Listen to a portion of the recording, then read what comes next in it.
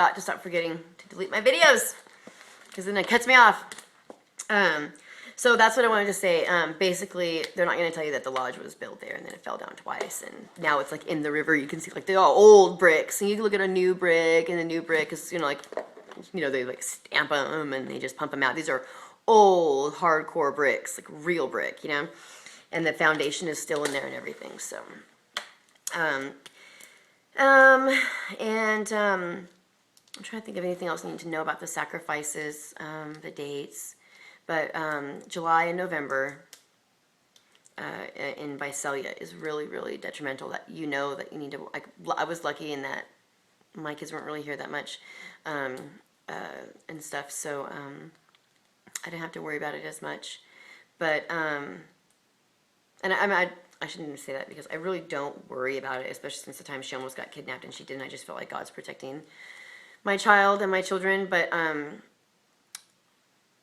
also, you have to relinquish your protective nature over to God. So you have to just trust that your destiny is destiny, and you just do what you're supposed to do.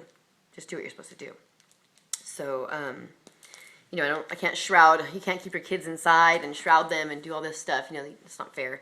But that's basically it. I just hear a lot of people talking about the kidnappings and the human trafficking and the Russian foreign exchange student presence in town.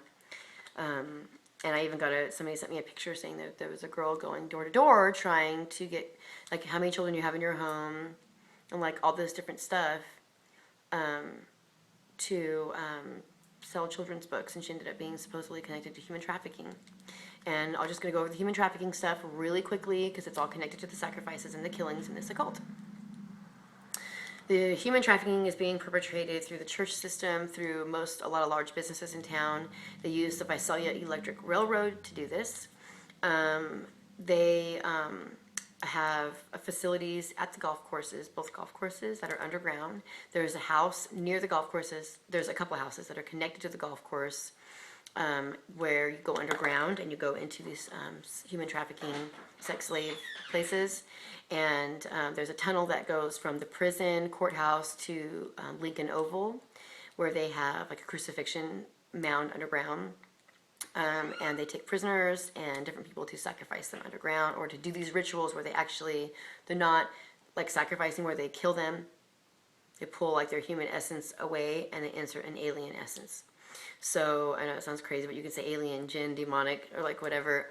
Come sit. And then there's a couple of elitists that live way out there, and their houses all connect underground.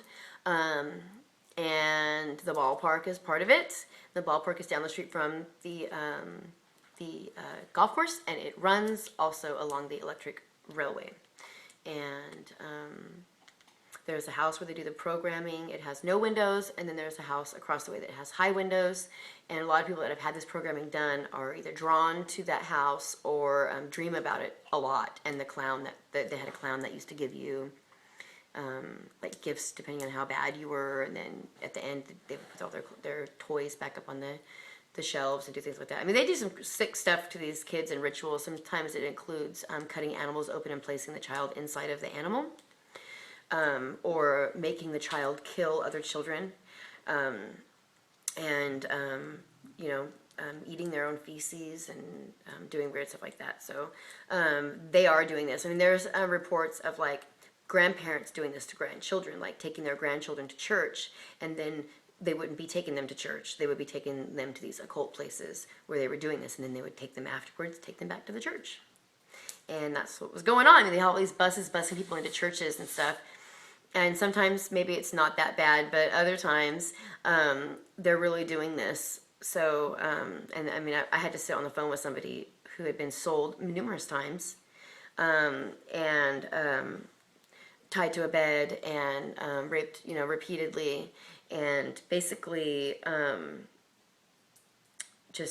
she was a drug addict before they took her. And so when they had pumped all the drugs into her system, IV drugs, it was just like that movie with Ashley Judd. So it was just like that, where she wasn't properly drugged, and she was able to get away. And basically ever since then she's had a needle in her arm. So it's pretty sad. And there's another house. It's like a recruiting house, and it is one of the apartments connected to the golf course. And this is where the guys will sometimes be going through their initiation there, and they have like literally like making Stepford wives out of young girls.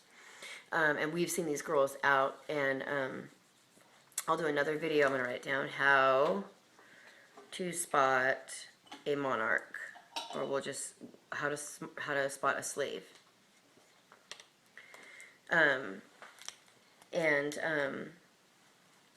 They're basically like really making Stepford wives. And there's another dollhouse out past Golden West High School in Oak Ranch, and there's a giant wall with mirrors that they can see through, and they do every kind of prostitution out of there.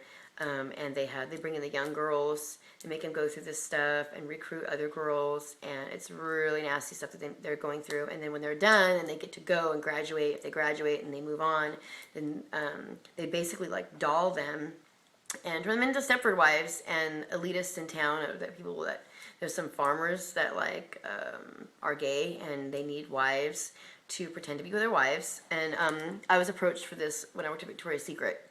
The guy came in and was asking all the women, and they have cards, they like hand out cards, the guys who do the recruiting for this, and they just approach certain people, and they say like, this is how much you get like $40,000 a year, and you have to live there, you get like an allowance, like all this crazy stuff, but you have to pretend to be this farmer's wife, this old man's wife, when he's really gay or whatever.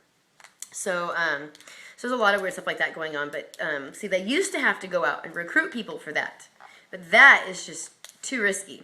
So now they just get monarch sex slaves, they hypnotize them, and they like make them think that there's a whole movie about this they did in the early 90s too, where they like basically hypnotize this girl into thinking that she's somebody else.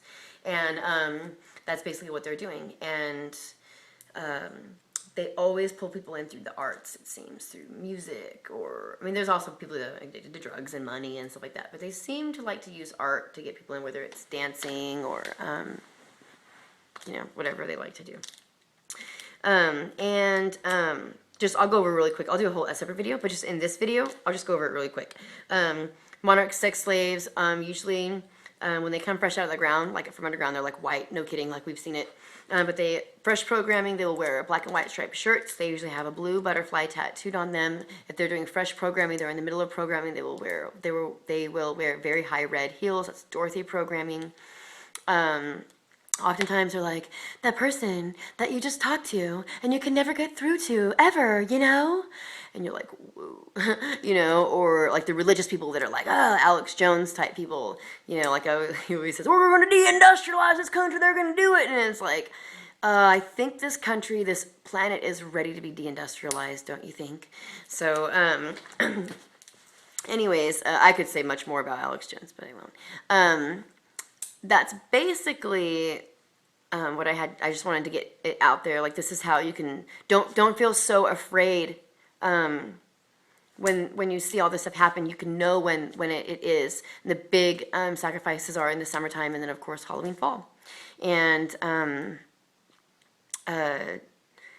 if you know this, it will give you peace of mind. It gives me peace of mind, just to know like when they're doing it. And my daughter's like, ugh! She's always like, knock it off, like don't tell me about that, or like I don't care about kidnapping. And then she'll be like, oh my god, somebody got kidnapped for real. I'm like, I told you, or we see them chasing people, with helicopters and stuff like that. And sometimes it's nothing, or not nothing, but sometimes it's something else. But oftentimes they're chasing one of these perpetrators. But the police are not allowed to talk to you about this. I mean, they've come into my house and gone over my information and everything, and they're using that Illuminati book that I have on my site.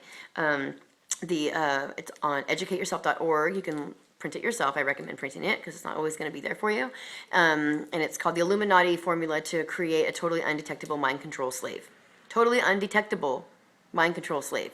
Okay, that means people in your life. I mean, I found out that I had so many people in my life that were MK Ultra that it was just like, what is going on? Like, I had a cousin who told me that he was in an occult where they wore black hoods and sacrificed babies. We were in LA, and the occult found him when we were in LA and recruited him for the occult here in town. And that he used to be one of them. Well, you don't ever get out of that. But, it's just like, wow. I mean, when I put it all together, I was like, oh my gosh, like there's a lot of people in my life, because he's also heavily into the mental health system. And he would tell us that they were like experimenting on him and stuff. He knew that they were experimenting on him, and weird things. But even, especially a lot of our grandparents, it's just so weird. And I'm finding out like a lot of our grandparents and older people they've already like cashed in your soul. They've already cashed in on you. And so, in a sense, they've set you up to be sacrificed and crucified.